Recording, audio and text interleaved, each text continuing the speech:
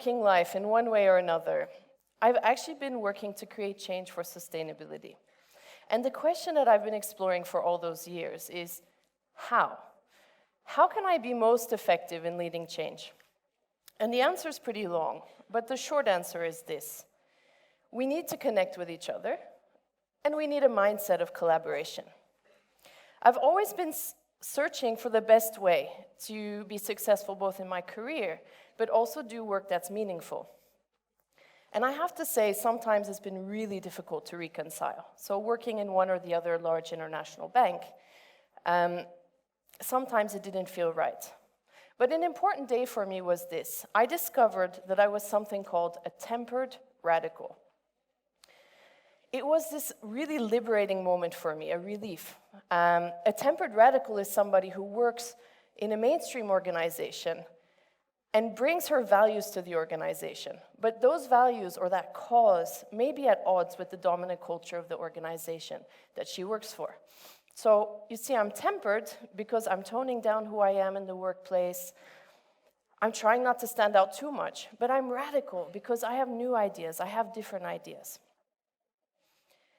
And the core business of a bank, or any corporation for that matter, is to maximize profits to shareholders traditionally. And I realized my values were in a way saying, what about the other stakeholders? And I was speaking for them, so I was in a way holding a minority view. I was in a minority position.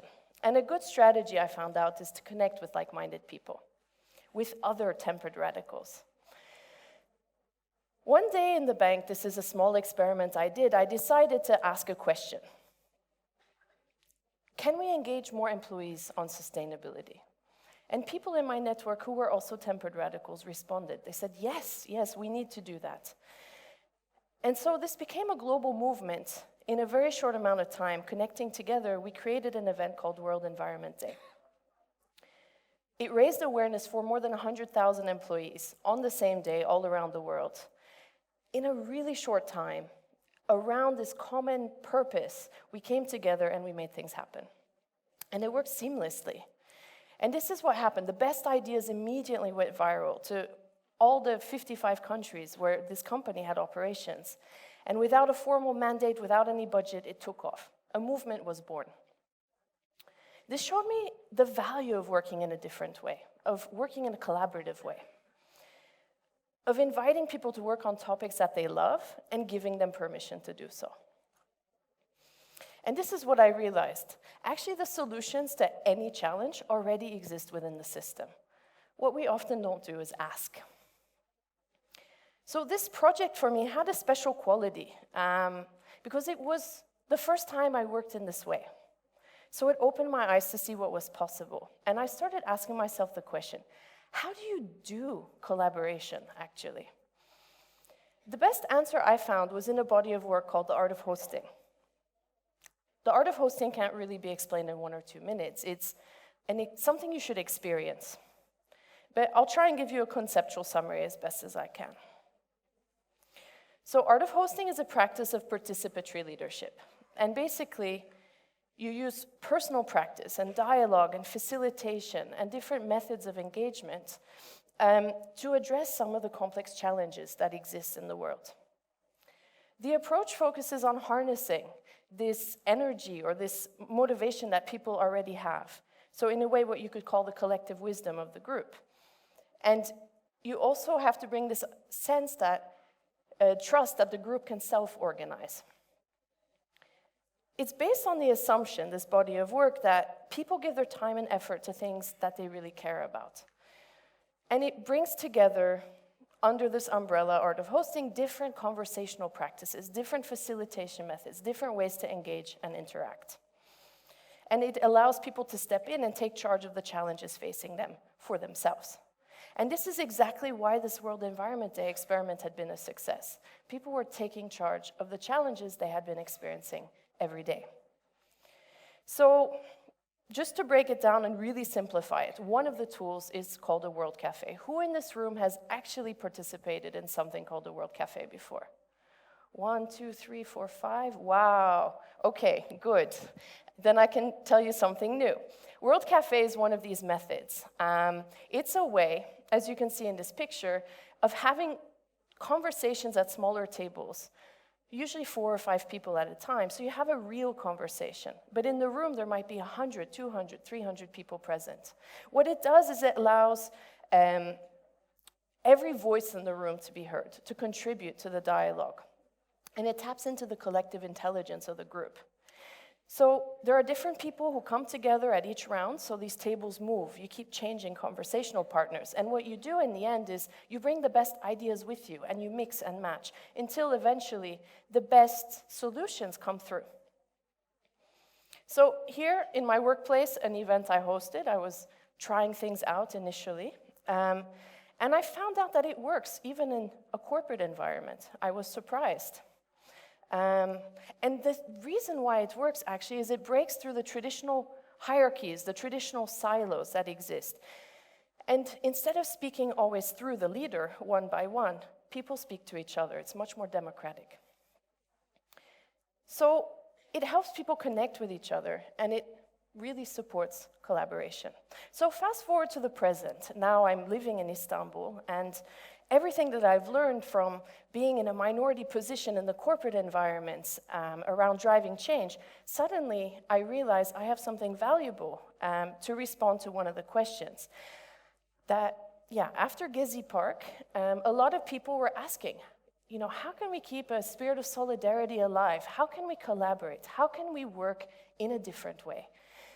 And so in response to that question, a few of us came together. And we said, we have different experiences we can offer, we can share.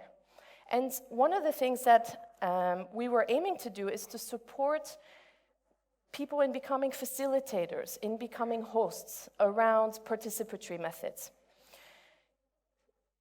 How to foster collaboration. And here's one of the things we did. We had an Art of Hosting in Istanbul last year. And we hosted it around the question, what is possible for Turkey now? So instead of looking at who's right, who's wrong, it wasn't a political agenda. It was actually bringing people together around a sense of possibility. It was a genuinely open invitation to learn these methods, to experience a different way. And in my view, this is, I think, what people took away from the experience. One, connection with other people asking that question. And a space and an experience of hosting conversations that matter to them at that moment. And models to really understand working with complexity, working with change. An experience of co-creation, because we didn't come with a ready-made agenda, we built it based on the needs in the room. And lots of ways to do collaboration as well. And to practice facilitation. So here's a group of us in the World Cafe during that Art of Hosting experience. A major point for me, and what I would like to convey, is that we can't really achieve any kind of transformation unless we also change the thinking and the design behind the way we interact with each other. Imagine we just replace executive A with executive B. Does anything really change when you just have a new person sitting on the chair? What we really need to change is if he continues to shout down from the top, nothing really has changed. But if we change the form of the interaction, then transformation can happen. And this is what I learned. The process and the design of the interactions we have with each other are equally, if not more important than the result. So if we really want anything to change, it's not just the words that have to change, it's the process, the setup. And the truth is, we cannot always do everything in a participatory way. We cannot always engage everybody. This wouldn't be realistic. I know that often I'm pushing my views, and we all do, that's the reality of it. But here's what I experience. The more that I insist, the more that I'm pushing, I'm right, somebody else is responding with resistance, effectively saying, no, you're not, I'm right. So the more I insist, the more I push, the more I'm met with an equal amount of resistance. This is when I discover the kind of last piece of the puzzle. It's a method called deep democracy.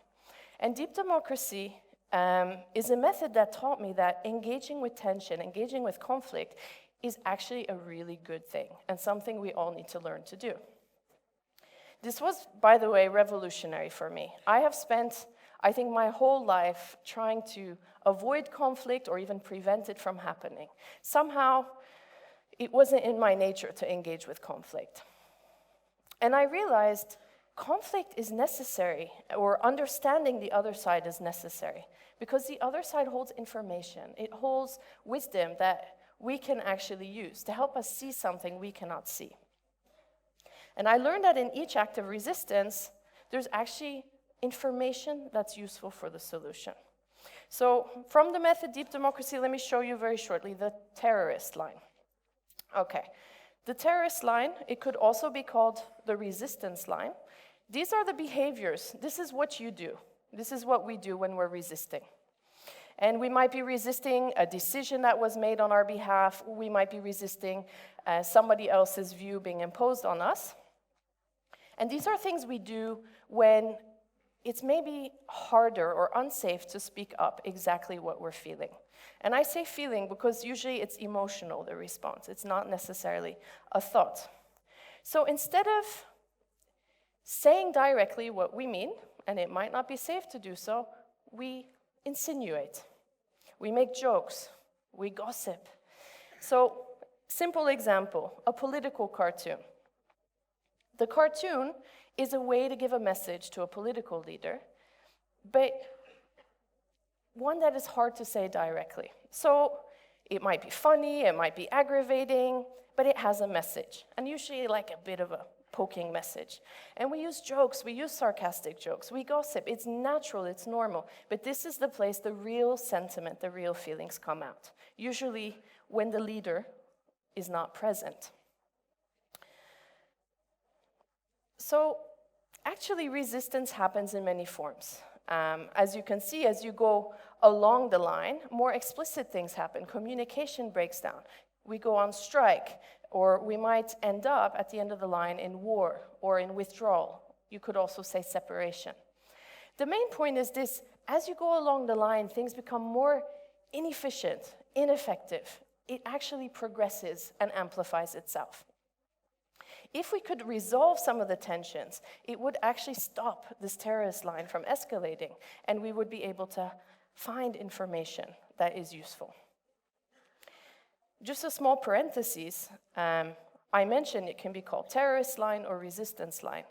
It's actually only a matter of perspective. Both of these words are correct. These are the behaviors we display.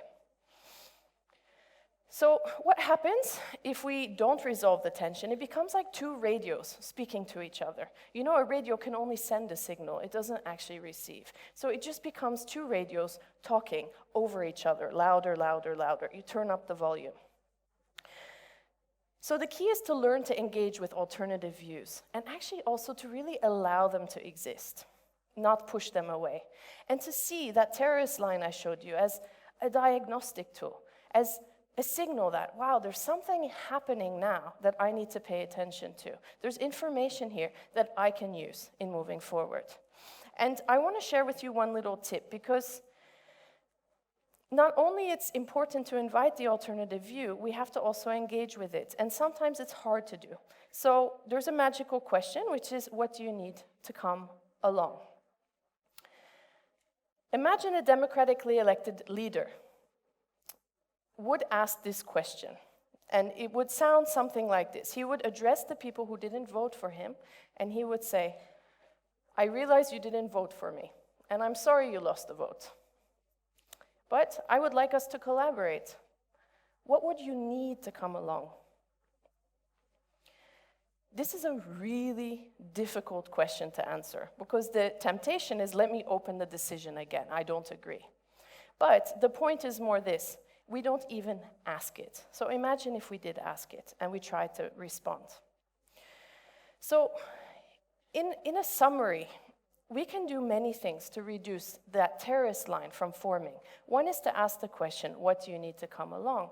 But the other is actually to engage with these participatory practices like World Cafe, Art of Hosting, up front, so that the wisdom comes up, so that it's part of the initial decision, so the conflict and the terrorist line actually stay at bay. Engaging with the tension, engaging in the conflict holds valuable information. So I just want to wrap up by saying 3 things.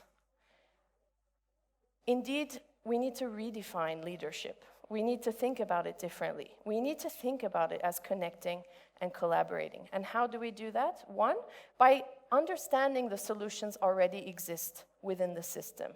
2, the form of the interactions, the design of our interactions matters as much as the result. And 3, in every conflict or tension, there's wisdom, there's information which we need to build in to create better solutions. So what now? Now we need a new mindset. We need to internalize the notion of collaboration in how we interact. And we need to realize that we're all leaders in some parts of our lives. So when we say we need to redefine leadership, we need to redefine leadership in our families, in our schools, in our institutions, in our communities and neighborhoods. And that's something all of us need to do. It's in the connection and it's in the collaboration that we will change things. So when we look for leadership now, we don't need to only look from the top down. Thank you very much.